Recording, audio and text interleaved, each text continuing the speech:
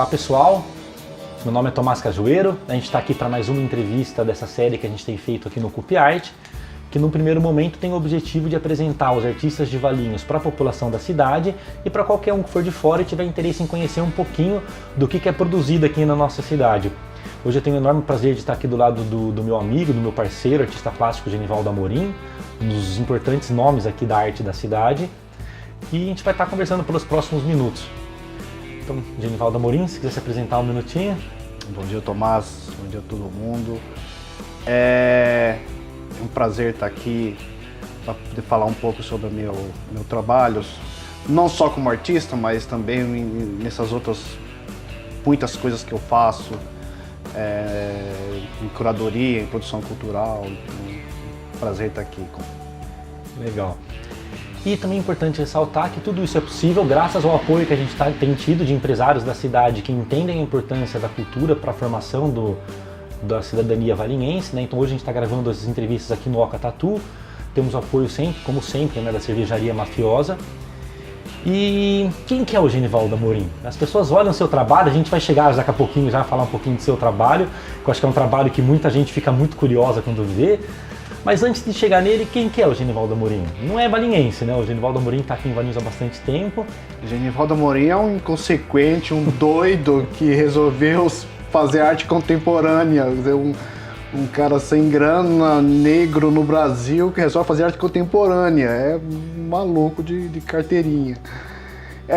Na verdade, eu sou paranaense, eu nasci numa cidade chamada Umuarama, mas saí de lá muito cedo, então minha referência de terra, assim, de terra-mãe não é muito Paraná, porque eu fui muito cedo para o Mato Grosso do Sul, onde eu fui criado lá, na região de Ponta Porã. E de onde eu saí com 18 anos, 18, 19 anos, que eu vim para Valinhos. E aí eu tô em Valinhos até hoje. E a arte chegou antes de Valinhos? Chegou depois de Valinhos? Como foi essa sua relação com a arte? Na verdade, eu descobri a arte muito em função de um professor de geografia que eu tive. Eu estava na 7ª série, mais ou menos. E eu tinha um professor que desenhava muito bem, assim. E a gente acabou ficando amigos. Eu não desenhava, mas a gente acabou ficando amigos. E lá, na verdade, eu nunca tinha feito... Eu nunca tinha entrado num museu. Eu nunca tinha visto uma exposição de arte. Então eu sabia muito pouca coisa sobre arte. Não sabia que existia curso de arte, por exemplo. E acabei comprando um daqueles cursos por correspondência do Instituto Universal Brasileiro. Já existiu isso para o pessoal que é mais novo, né? Pois é, o pessoal nem sabe o que é isso, mas era um curso de desenho por correspondência. Então aquilo foi o meu início, assim, de começar a tomar um pouco de coragem, assim, para desenhar, assim. Então foi bom, naquele momento foi bom. E esse meu professor, que chama José Manuel, eu ia, já não estava estudando mais com ele, mas eu ia na escola onde ele dava aula e eu levava meus desenhos para ele, assim, ele falava, isso aqui tá bom, isso aqui precisa melhorar um pouco. Então foi o meu início. Em 91, meus pais se mudaram para Valinhos e aí eu acabei vindo para Valinhos. E aqui que eu fui realmente descobrir o que era arte. Então meu primeiro contato com arte foi numa exposição em 1992, em janeiro de 92, na Festa do Figo, onde eu falar sobre a festa, eu fui lá ver o que era a festa, e andando lá, eu entro num local lá, assim, topo com a exposição de arte. Da época que Valinhos ainda tinha grandes exposições de arte, né? Pois é, e não era nem exposição muito grande, essa não era nem tão grande, mas assim, você tinha lá o Marcos Guimarães, você tinha o Jerzy Macari, você tinha o Noboro. Então você tinha vários artistas que depois acabaram ficando meus amigos, assim. Então aquilo, eu ia lá na festa, tipo, você morava muito próximo ali, ao parque, e eu ia lá às vezes 2, 3 vezes por dia para ver a exposição, para rever a exposição. Então aquilo foi muito importante. O que gerou aquilo no jovem Genivaldo? Importante como importante? Te gerou uma curiosidade? Te gerou... O que acendeu? Eu vi coisa que eu nunca tinha. Foi a primeira vez que eu entrei na exposição de arte da minha vida. Essa foi a primeira vez. Eu tinha 18 anos. Com 18 anos eu entrei pela primeira vez na exposição de arte. Então, até então eu não sabia que ele era possível. Então, assim, eu não sou aquele artista que teve, desde de pequenininho, eu trabalho com, eu sei desenhar, a minha família Meus pais levavam no museu, não tive nada disso. Por quê? Porque muito em função de que eu morava numa região que era paupérrima nisso. Não tinha um museu, você não tinha uma galeria, você não tinha nada. Então a arte é uma coisa, não sei como está hoje lá, mas arte naquela época era um negócio inexistente. O máximo que eu via de arte era numa biblioteca e em alguns livros de história da arte, alguma coisa assim. Então aquilo foi um impacto. Quando eu vim para Valinhos, eu não sabia muito bem o que eu queria fazer da vida, assim. Então eu pensava em arrumar um emprego numa fábrica, por exemplo, e trabalhar, arrumar um emprego e fazer uma carreira numa fábrica, assim. Então a arte até então não tinha essa ideia, essa conotação de profissão na minha vida, assim. Então tem aquele primeiro impacto no início de 92. Lá pelo meio do ano, nessa época eu já desenhava muito com lápis, grafite, em papel, retratos, essas coisas assim. Mais figurativo. Figurativo, né? Bem figurativo. E aí, lá um dia, lá em 92 mesmo, eu andando ali pelo centro, vi uma papelaria, tinha uma promoção na porta da papelaria, uma promoção de tinta óleo, assim. Eu olhei aquilo, tava barato, assim. Fui lá, comprei umas tintas, comprei uns pincéis, comprei uma telinha e deixei alguns meses. Ficou alguns meses na gaveta de casa, numa gaveta lá. E quando chegou no final do ano, eu resolvi encarar aquilo e acabei pintando um quadro. Eu tenho até hoje um quadro, umas rosas. E aí eu termino aquilo. Um pouco antes disso, eu um dia lendo um jornal, eu vi um anúncio de uma exposição que ia acontecer no Museu de Arte Contemporânea aqui de Campinas. E eu pego o ônibus um sábado de manhã e vou lá. Entro lá e tomo o maior choque da minha vida. Porque a exposição era de um artista chamado Gilmar Bartolo e eram instalações, assim. Tinha umas instalações com ferro enferrujado, papelão, umas bobinas de papelão, assim. E eu saio de lá sem saber que negócio que era aquele, mas era na minha cabeça que aquilo era muito interessante, aquilo. E aí eu vou, né, eu pinto esse primeiro quadro, termino o quadro, falo assim, olho para o quadro e falo assim, gente, eu sei fazer isso, mas não é isso que eu quero fazer. E aí o segundo quadro meu já é um quadro todo pincelado, já tudo abstrato. E aí eu começo a pesquisar por conta própria, através de livros, revistas de arte, muito focado em arte contemporânea mesmo. Começo a ler textos, ler jornais, mas já muito focado nisso, assim. Então eu já sabia o que eu queria fazer. E a família Amorim nisso tudo? Quando viu o menino de 18, 19 anos comprando tinta, pintando uns quartos abstratos, como foi a relação, o impacto que isso causou nele? Cara, acho que meu pai não entende muito bem o que eu faço até hoje, assim. Ele não sabe o que eu faço pra ganhar vida. A minha mãe sempre me deu... Minha mãe sempre me apoiou, cara, sempre, assim. Então, minha mãe sempre me apoiou. Minhas irmãs também. Depois eu casei, então tenho uma esposa que sempre me apoiou também. Então, assim, eu tenho a família me apoiando, assim, sabe? Então começa com esses 18 anos, frequentando essas exposições, num contexto cultural de Valinhos que era um pouco diferente do hoje, de que a gente tem hoje, no qual você tinha uma série de grandes nomes, de grandes mestres que te serviam como referência, né?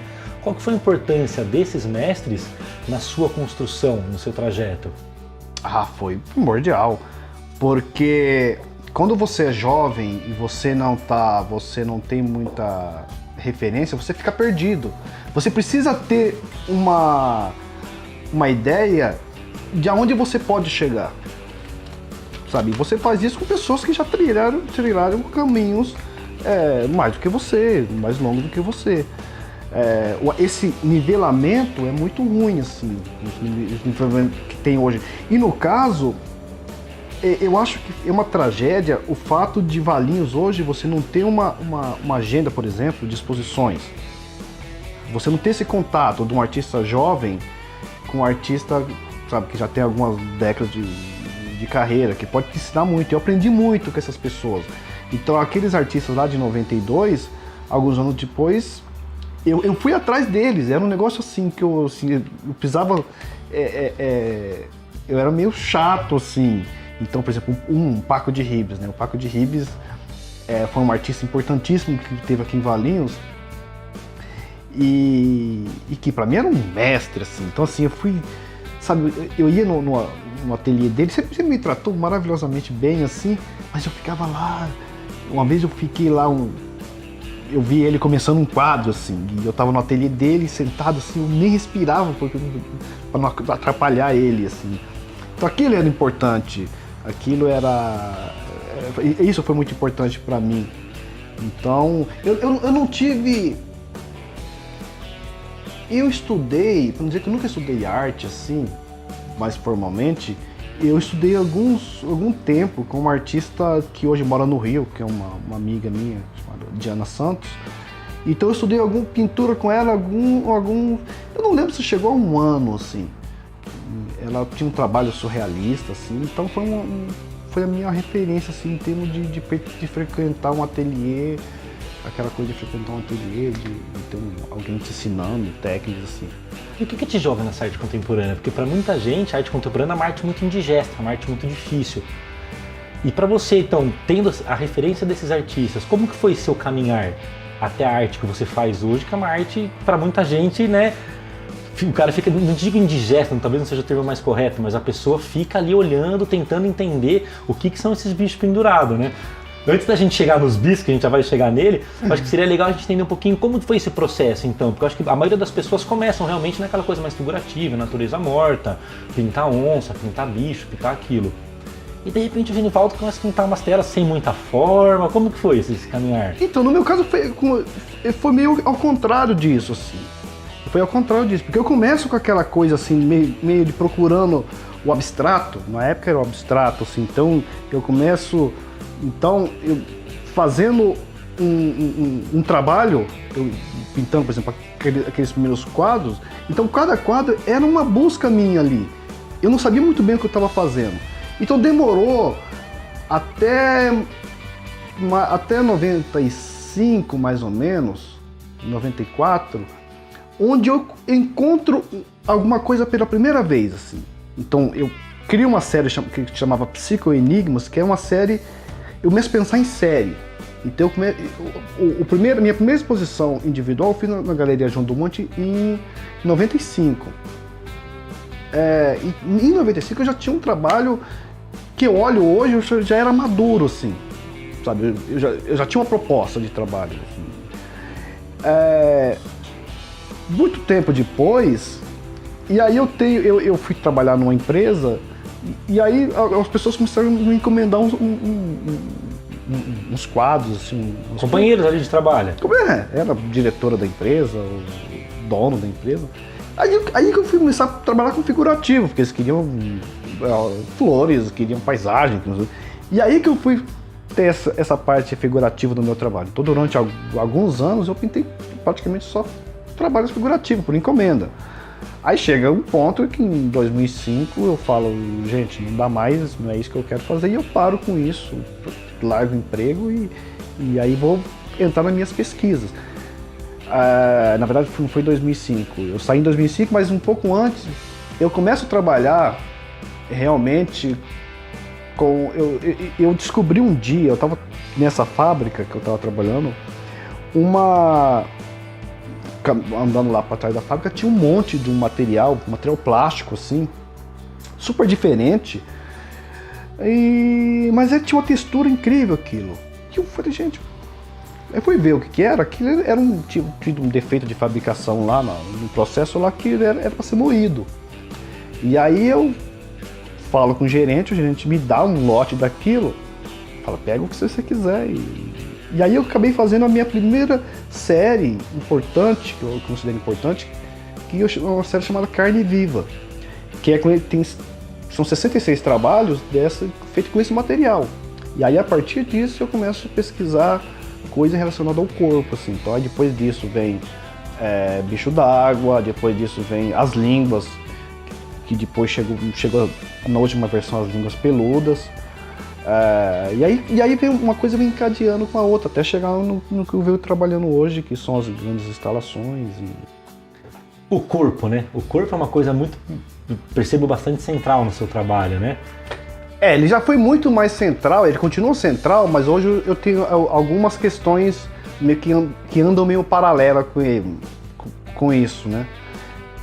Mas a ideia do corpo, ele me surge muito dessa minha... de perguntas que eu fazia muito na época em relação a nossa constituição física mesmo. Então, por exemplo, Carne Viva falava da contaminação da matéria, criar uma relação entre a contaminação da matéria e o nosso corpo. O Bicho d'Água falava sobre o fato de nós sermos constituídos basicamente por água, assim, 75% do nosso corpo é água. As línguas que depois viraram as línguas peludas, falam um pouco dessa coisa do sexo, essa coisa mais carnal, assim. E aí vem até chegar no bicho de corpo mole, que aí ele já começa a entrar, ele continua falando sobre o corpo, mas é de uma forma eu vejo mais indireta, assim. Então o corpo, ele começa a ser uma ação da obra de arte com o corpo de alguém. Então é uma obra que se transforma, e que meio que se apropria do corpo de uma pessoa para se andar pelo mundo, assim, para adquirir autonomia.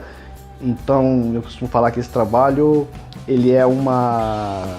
O que é esse trabalho, para quem não conhece? O bicho de corpo mole, brevemente. O bicho de corpo mole, mas de pele boa, que é uma grande instalação. Que ela começou, essa instalação ela começou em 2007, com 3 peças, numa exposição coletiva que eu fiz em Vinhedo. Depois ficou meio parada durante um bom tempo, assim, até que eu recebo o convite para expor isso na Namíbia, em 2015. E aí que eu reestruturo todo esse trabalho, e ele se torna o que ele é hoje, né? Então, assim, a primeira vez que eu monto essa instalação do tamanho que ela é hoje foi na Namíbia, assim. Então foi uma experiência nova, aquilo mudou minha vida, mudou minha carreira, mudou meu modo de fazer o trabalho, né? E quando você fala que mudou a relação que você via com o corpo, em que sentido? Para quem não conhece, então esse trabalho ele tem a intenção depois de virar roupas, não é? Esse trabalho específico, ele tem a intenção de... para cada exposição dessa que eu faço, para cada montagem dessa instalação, eu tenho que fazer todas as peças novamente. Então não estamos falando assim de 30, 40, 50 peças. Por quê? Porque ao final de cada exposição dessa, esse material é separado e transformado em roupas. Para ser realmente usada. Então a ideia é que um dia alguém em algum lugar do mundo pode estar andando com uma roupa que já foi uma obra de arte numa exposição em algum lugar outro lugar, de algum museu, por exemplo. Então eu estou cada vez mais interessado no como a obra de arte se relaciona com as pessoas. E quando eu digo pessoas, eu não estou dizendo os entendidos de arte, não estou dizendo as pessoas que já são predispostas à arte. Eu estou dizendo as pessoas comuns. Então,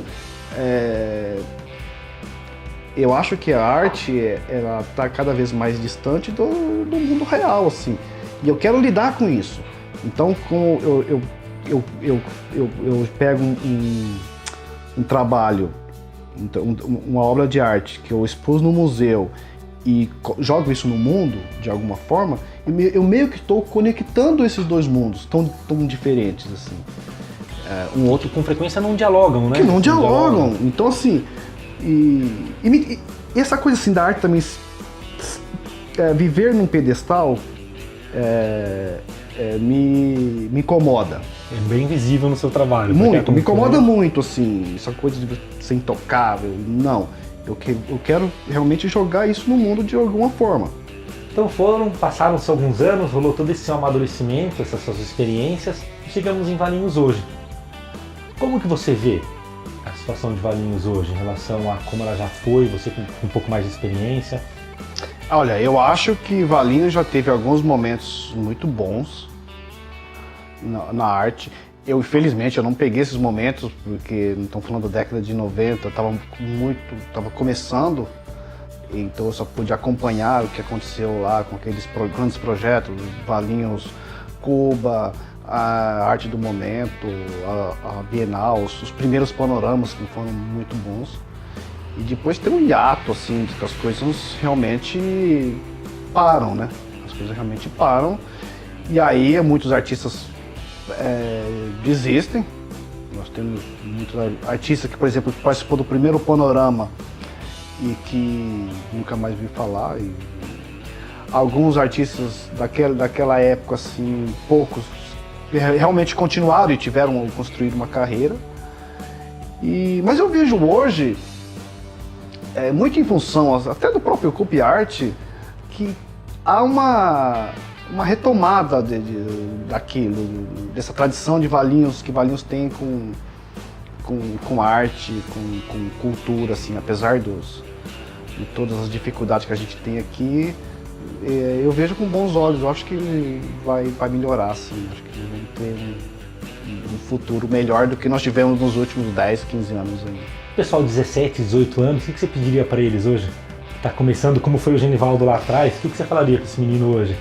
Se envolver, vai atrás dos artistas, assim, acho que isso é importantíssimo, assim, você estudar, ser desconfiado das coisas, assim, desconfie das certezas. Eu vejo os jovens hoje, principalmente os que estão na faculdade ou recém-saídos, com muita certeza, assim, tem certeza de tudo. Isso é um problema sério, assim, sabe? Desconfie das certezas, as dúvidas que vão te levar mais longe, assim, que vão te impulsionar.